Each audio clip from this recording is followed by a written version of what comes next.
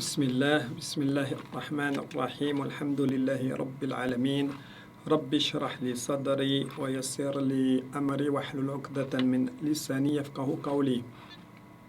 Alors aujourd'hui, toujours dans le cadre de la série des enseignements divins et prophétiques, aujourd'hui un enseignement prophétique, plus précisément une prière, la prière, ce qu'on appelle en islam la prière de consultation. Donc c'est un hadith, si vous voulez, sur le thème du monde inconnu, sur le thème de l'invisible, sur le thème en gros du futur. Il est naturel, vous savez, chez nous, les êtres humains, il est naturel de chercher à être conforté dans un choix, dans une décision, particulièrement quand l'on est sur le point d'entreprendre quelque affaire que ce soit. Alors imaginez-vous maintenant, c'est là toute la profondeur de l'enseignement qui va suivre, imaginez-vous un instant si l'on pouvait être conforté directement par Dieu lui-même, c'est-à-dire par Allah, dans le choix que l'on a fait, dans la décision que l'on a prise, ou encore dans l'affaire que l'on entend entreprendre. En d'autres termes, si l'on pouvait consulter Allah en ce qui concerne notre affaire, imaginez-vous qu'on soit capable de le faire. Cela nous permettrait de dissiper le doute, d'écarter l'incertitude, en gros de nous assurer donc que l'on a fait le bon choix, que l'on a pris la bonne décision et bien entendu que l'on réussira, si Dieu le veut, dans l'affaire que l'on est sur le point d'entreprendre. Eh bien, nous musulmans, j'ai envie de vous dire, encore une fois, nous musulmans sommes bien lotis. Et encore une fois, c'est toute la beauté de l'islam.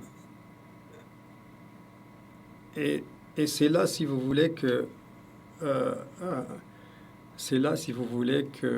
la prière de consultation entre en compte ou entre en jeu, passez-moi l'expression.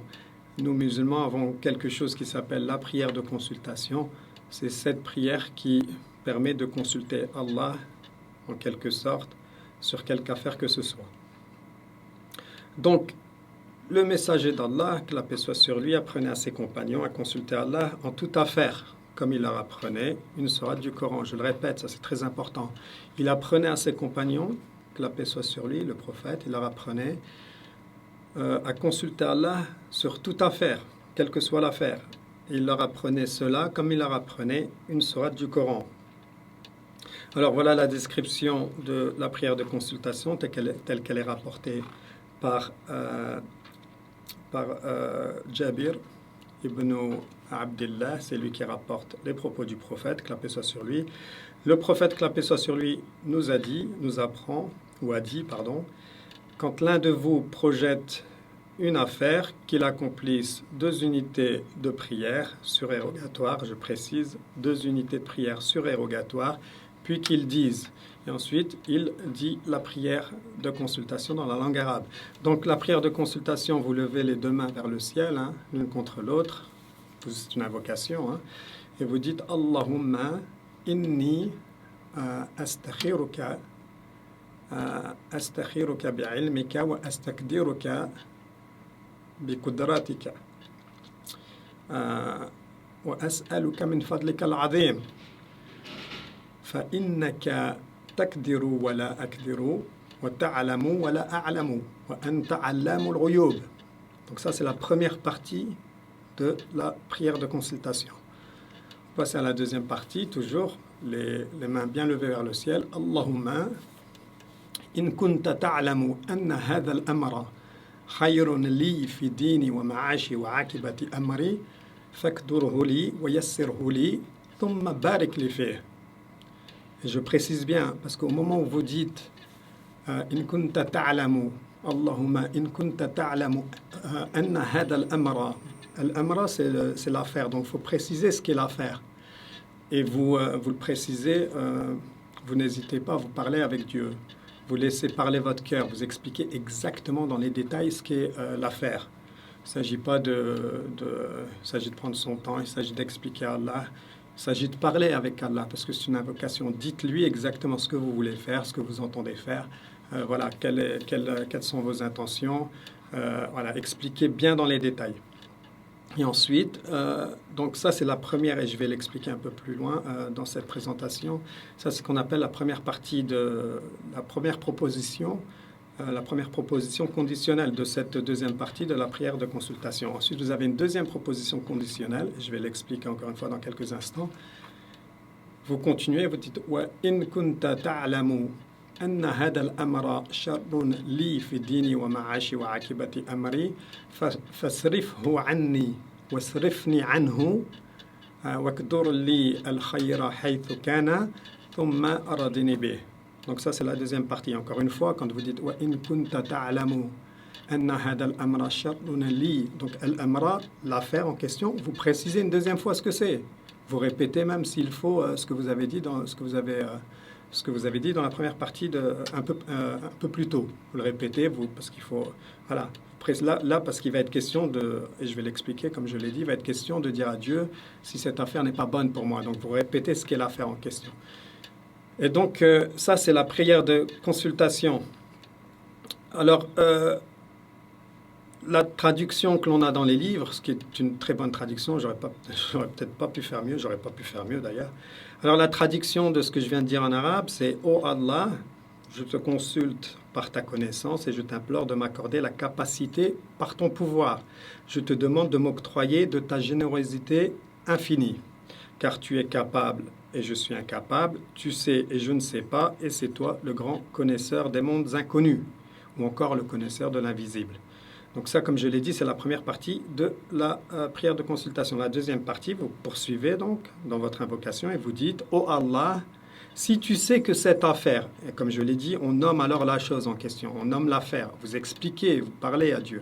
Dites exactement ce qu'est cette affaire. Si tu sais que cette affaire est une source de bien pour moi dans ma religion, pour ma vie présente et future, ici-bas et dans l'au-delà, alors destine-la moi et facilite-la moi, puis bénis-la moi. Vous passez à la deuxième proposition conditionnelle, donc vous poursuivez votre invocation et vous dites, et si tu sais, vous parlez toujours à Allah, et si tu sais que cette affaire, et vous nommez l'affaire encore une fois, vous précisez ce qu'est l'affaire, si tu sais que cette affaire est pour moi une source de mal cette fois-ci, dans ma religion, pour ma vie présente et future, ici-bas et dans l'au-delà, alors détourne-la de moi et détourne-moi d'elle. Prédestine-moi le bien là où il se trouve et inspire-moi la satisfaction. Il est rapporté, ce hadith, par Al-Bukhari. Il est classé sahih. Et bien entendu, j'ai dit d'après Jabir ibn Abdullah. Donc c'est le hadith en question. Alors, sur ce hadith, la vraie question maintenant, c'est une fois que j'ai consulté Allah, le Très-Haut, comment je sais ce que Dieu en dit? Comment je sais comment j'interprète, si vous voulez, ce qui se produit après coup? Comment j'interprète ce qui se passe après cette prière de consultation? Comment j'interprète cela comme voulant dire, en gros, comme signifiant qu'Allah me confirme que j'ai fait le bon choix, que j'ai pris la bonne décision, que j'ai entrepris la bonne affaire. Dans le cas où c'est précisément le cas. Il se peut que ce ne soit pas la bonne décision, que ce ne soit pas le bon choix, que ce ne soit pas la bonne... vous n'entrepreniez pas la bonne affaire. Ça, c'est possible aussi. Donc, bien contrairement aux idées reçues, la réponse n'est pas dans un rêve. Ça, on l'a souvent, plus jeune, etc. Quand on faisait la prière de consultation, on dit il y avait cette idée reçue que si l'on fait un rêve, ça veut dire que Dieu nous a parlé. Ah, c'est bon, vas-y, c'est pour toi.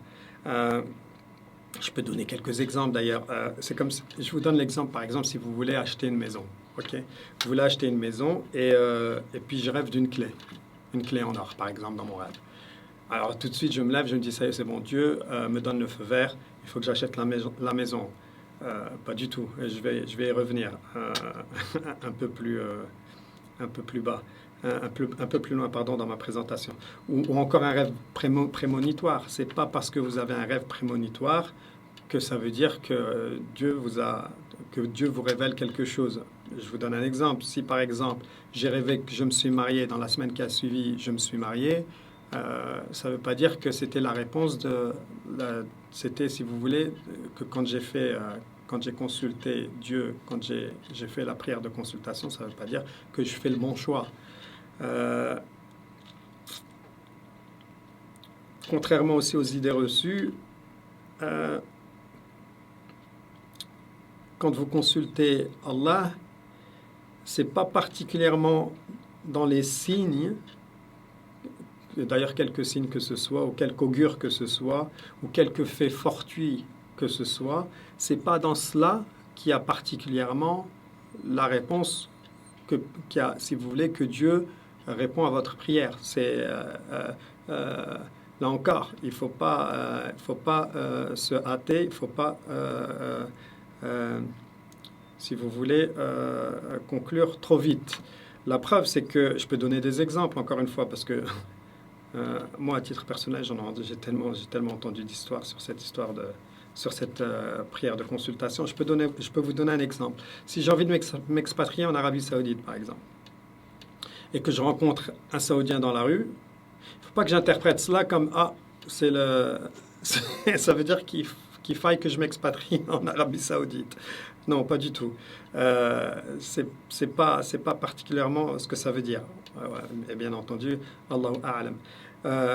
Ou poursuivre une carrière, par exemple. Je peux vous donner un autre exemple. Si vous voulez poursuivre une carrière de docteur, vous décidez d'aller à Carrefour, et à l'entrée de Carrefour, vous avez des blouses blanches qui sont soldées, qui sont en discount. Là aussi, vous voyez dans ces blouses blanches un signe et vous vous dites, OK, Dieu a répondu à ma prière de consultation, ça veut dire il faut que je devienne docteur. Encore une fois, c'est pas comme ça que ça fonctionne. Bien que tout cela, encore une fois, ces rêves, ces signes, bien que tout cela ne soit pas fortuit, c'est pas réellement le fruit du hasard, parce que nous, musulmans, ne croyons pas au hasard. Mais pour autant, c'est pas non plus la certitude que Dieu a répondu à notre prière. C'est ce que je veux dire. C'est ça j'ai envie de dire, le fond du sujet. Vous n'avez pas la certitude que Dieu a répondu à votre prière. Il faut savoir que pour nous musulmans, la connaissance de l'inconnu, de l'invisible, du futur est la prérogative exclusive de Dieu. C'est pas la prérogative des êtres humains. C'est la prérogative, le privilège, si vous voulez, exclusif de Dieu. Nous, les êtres humains, n'avons pas la certitude, en fait, que tout soit certain. Un peu à l'idée de ce que disait Blaise Pascal, il n'est pas certain que tout soit certain. Effectivement, pour nous, musulmans, il est certain seulement pour Dieu que tout soit certain, pour faire un jeu de mots avec la citation de Blaise Pascal. Alors, si c'est pas comme ça que ça fonctionne, alors comment ça fonctionne? Il faut qu'on entre tout de suite dans le vif du sujet. Eh bien, après que l'on a fait la prière de consultation, pour savoir ce que Dieu en dit, ce que Dieu en pense, entre guillemets, eh bien, la réponse se trouve dans la prière de consultation elle-même. Élaborons un peu le propos pour mieux comprendre. Ok? L'expression « si, alors » que l'on a dans la prière de consultation est utilisée pour former ce qu'on appelle des propositions conditionnelles. Elle établit en quelque sorte un lien de cause à effet entre deux situations ou actions, principe de causalité ou relation de cause à effet. C'est comme ça que l'on appelle cela. Donc, on a, si vous voulez, le « si », c'est donc la proposition principale, et ensuite on a « alors », qui n'est pas toujours mentionné dans la langue française, mais qui est sous-entendu, « alors ceci, cela ».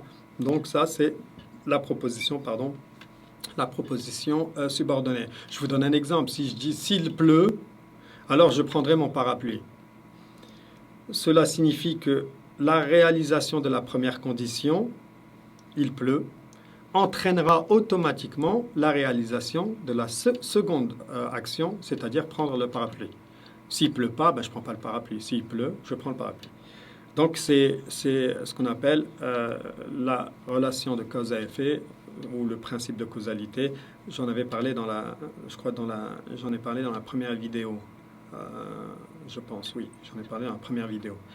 Pour ceux qui n'ont pas vu la première vidéo, je vous invite à aller regarder le premier épisode de cette série des enseignements divins et prophétiques. Bref. Alors, la prière de consultation comporte deux si alors. Si ceci, alors cela, elle en comporte deux. Elle a donc deux relations de cause à effet, cette prière de consultation. Donc la première, ce qu'on appelle donc deux propositions conditionnelles. Donc la première proposition conditionnelle de la prière de consultation, c'est la suivante, avec la première proposition principale. J'espère que ce n'est pas trop compliqué, c'est de la terminologie, hein, mais c'est pas plus compliqué que ça. Hein. La première proposition principale de la première proposition conditionnelle, encore une fois, de la prière de consultation, c'est quoi? C'est quand vous dites, si tu sais que cette affaire est une source de bien pour moi, dans ma religion, pour ma vie présente et future, ici-bas et dans l'au-delà, alors, là on a la relation cause à effet, donc on a l'effet, on a la proposition subordonnée, alors, ici, vous dites, destine-la moi, etc. Donc il y a trois éléments de réponse. Alors, destine-la moi, facilite-moi sa réalisation, et enfin, bénis-la moi. Donc, fakdurhu li, wa yassirhu li, thumma barik li fih. Ça, c'est les trois. C'est ce que vous dites concrètement, littéralement en arabe. C'est ce que vous dites. Vous dites en arabe, destine-la moi, facilite-moi sa réalisation et bénis. Et alors, bénis-la moi. Donc, ici, on voit bien,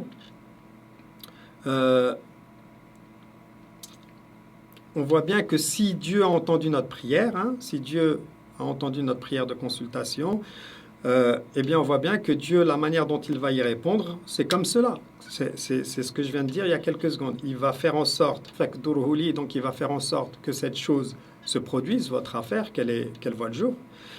Ça, c'est la première chose, le premier élément de réponse. Il va faciliter cette entreprise, il va faciliter tout ce qui est lié à cette affaire.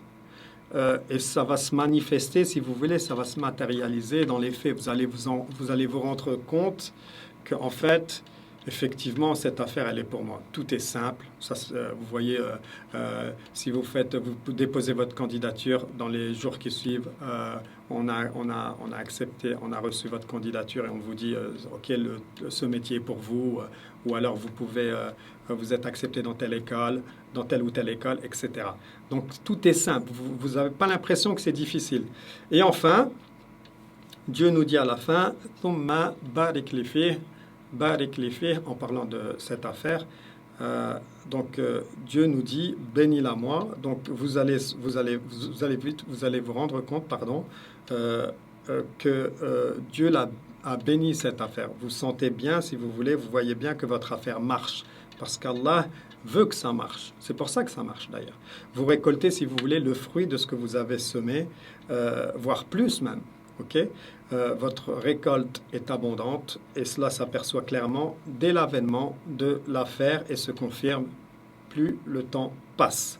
Donc, vous voyez, vous avez trois éléments de réponse. Donc, vous dites à Dieu dans cette prière de consultation, Ya Allah, comme je l'ai dit, si cette affaire, je le dis en français, hein, si cette affaire est pour moi, etc., ce qu'on vient de dire, si elle est pour moi, alors fasse qu'elle se produise. 1. 2. Facilite pour moi tout ce que je fais concernant cette affaire. Et 3. Bénis-la moi. Et si vous avez ces trois conditions réunies, alors et seulement vous pouvez dire que effectivement Dieu a répondu à votre prière. La deuxième proposition conditionnelle dans la prière de consultation, eh bien, c'est le contraire de ce que vous venez de dire juste avant. La deuxième proposition conditionnelle dit, si tu sais que cette affaire, toujours pareil, si tu sais que cette affaire est une source de mal pour moi, dans ma religion, pour ma vie présente et future, ici-bas et dans l'au-delà, alors, encore une fois, alors, la proposition subordonnée ici, elle est formulée avec deux directs éléments de réponse. Détourne-la de moi et détourne-moi d'elle. Fasrifhu anni wasrifni anhu.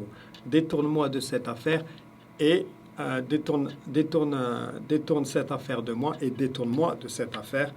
Dieu, comment ça peut se traduire, si vous voulez, dans les faits? Ben, Dieu fait que cette chose, déjà, ne se produira pas. Hein, l'affaire ne verra pas le jour. Donc, Dieu est en train de détourner cette affaire de vous. En quelque sorte, les portes sont fermées. Vous avez des rejets, des candidatures rejetées, des échecs, des réponses négatives. Ça se traduit comme ça dans les faits. En gros, Dieu, comme je l'ai dit, détourne cette affaire de vous. Wasrifni anhu, ça peut être le contraire, ça peut être Dieu vous détourne de cette affaire. Alors comment ça peut se traduire aussi dans les faits? Ben, ça peut se traduire avec un manque de détermination, de motivation, des découragements, des échecs aussi, une charge de travail beaucoup trop lourde à porter et au point que vous finissez par laisser tomber. Hein. Vous décidez de laisser tomber. Trop de choses insurmontables à surmonter. Alors là aussi, ça devient beaucoup trop difficile et vous laissez tomber encore une fois. Des critiques négatives aussi qui peuvent vous affecter. Vous n'avez plus particulièrement le goût ou l'envie de continuer.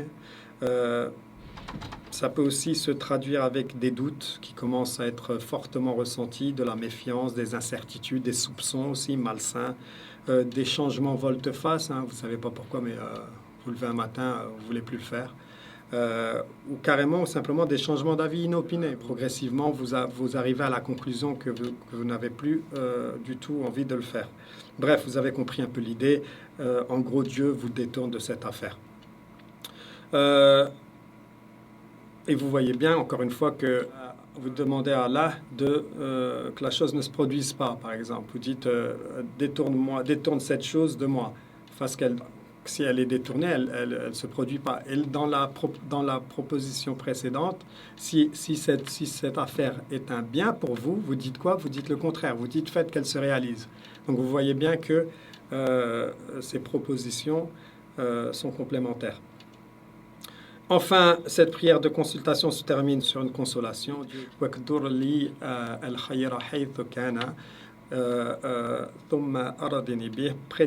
Prédestine-moi le bien là où il se trouve, et inspire-moi la satisfaction.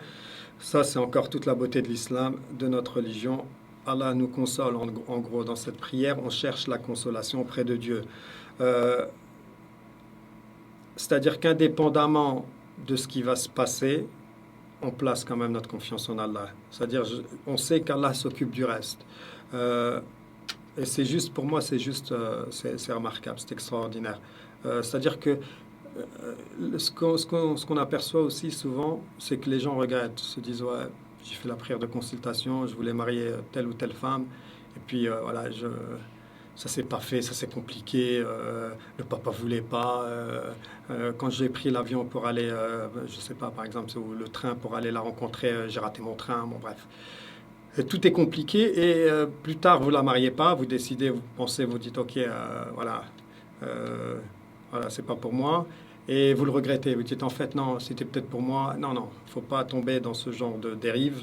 Il faut accepter, voilà, encore une fois, c'est ce que je disais, c'est Dieu qui a la clé de l'inconnu. Hein. Il ne s'agit pas de regretter quoi que ce soit. Donc, ne jamais regretter. Et croire en réalité, croire tout simplement et sincèrement, profondément que Dieu vous en a préservé. Dans le cas, bien sûr, où vous laisseriez tomber à cause de ce qu'on en a dit il y a un instant. Okay, et il faut croire sincèrement et très simplement que Dieu a répondu à votre prière. Okay, quand vous faites la prière de consultation. Enfin, donc en résumé, on va résumer tout ce que je viens de dire, mais rapidement. Donc les deux propositions conditionnelles sont complémentaires. Hein. La première proposition qui consiste à dire si c'est un bien pour moi, elle est complémentaire avec la proposition si c'est un mal pour moi. Elles se complémentent pour confirmer en réalité une seule et même interprétation de votre prière de consultation. Et vous assure que vous ne vous êtes pas trompé quant au sujet, parce que le but c'est de consulter Allah et de justement d'avoir le cœur assuré, c'est-à-dire j'ai consulté Allah, j'ai bien interprété ce qui s'est passé, hein, j'ai compris, je comprends que Dieu a répondu à ma prière, et puis voilà, je dis merci au bon Dieu, si c'est pour moi tant mieux, je continue, si c'est pas pour moi je laisse tomber.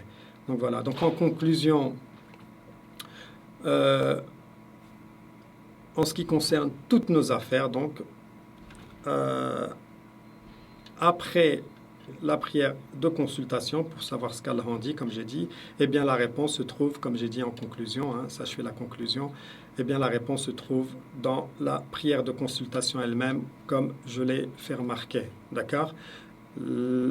Pour ce qui est des rêves et des signes ou autre chose que l'on interpréterait comme voulant dire Allah nous soutient ou non d'ailleurs dans cette affaire, eh bien c'est tout simplement pas comme cela que c'est pas comme ça que ça marche.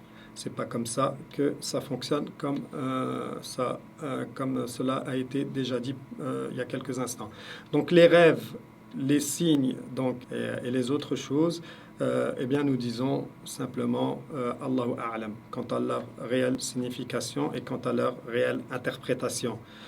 Qui plus est, il faut le rappeler ici, l'interprétation des rêves tombe, si vous voulez, euh, sous le coup de règles précises en islam. Okay, c'est une science, l'interprétation des rêves est une science basée strictement sur le Coran et la Sunna. Donc, si vous voulez, n'interprète pas qui veut les rêves. Okay, on n'interprète pas les rêves aussi comme on veut. C'est pas comme ça que ça fonctionne. Pour ce faire, nos savants ou nos chouyours d'ailleurs se basent sur le Coran et la Sunna. Il faut le dire, il faut le rappeler. Euh, on s'improvise pas, si vous voulez, à Youssouf, alayhi salam, un bon matin en se réveillant. Ok? C'est pas comme ça que ça fonctionne. Parce qu'il y a des gens, ils interprètent les rêves. Je me souviens, j'avais vu il y a quelques années en arrière, Kishk rahimahullah, et il parlait de ça. Il disait que n'interprète pas qui veut les rêves. Il y a des règles. Bref, c'est basé donc encore une fois sur le Coran et la Sunna. Donc voilà, je pense que j'ai fait le tour. Je m'excuse, j'ai tiré en long, j'ai répété. J'ai répété souvent un peu, j'ai répété assez régulièrement la même chose, mais je l'ai fait d'ailleurs exprès pour que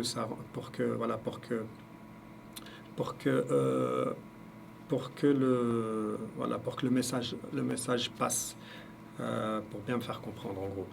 Donc voilà, donc comme d'habitude, je vous remercie d'être resté jusqu'à la fin et en ce qui concerne tout ce que je viens de dire, bien entendu, et comme d'habitude, Allahu A'lam, Dieu est le plus savant.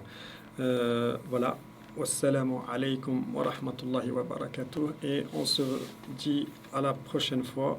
À bientôt dans le prochain épisode, Inch'Allah. Wassalamu alaikum wa rahmatullahi wa barakatuh.